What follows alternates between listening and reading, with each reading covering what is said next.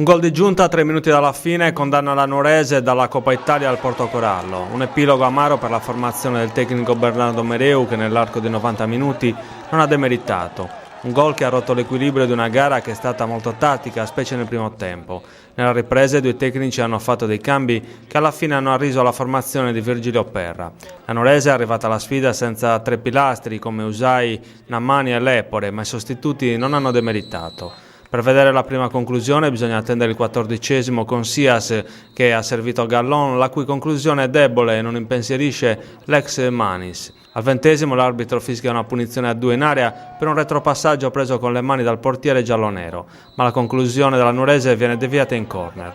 La gara è bloccata, ma la Nuorese fa qualcosa in più per cercare di vincere. Il primo tempo si chiude con una punizione di Frungia che viene parata da Manis.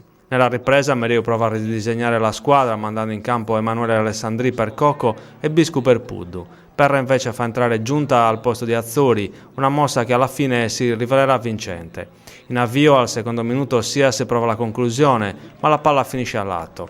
Il Portocorallo si fa vedere dalle parti di Passaseo al 6° minuto con Taraschi, ma Bonu libera.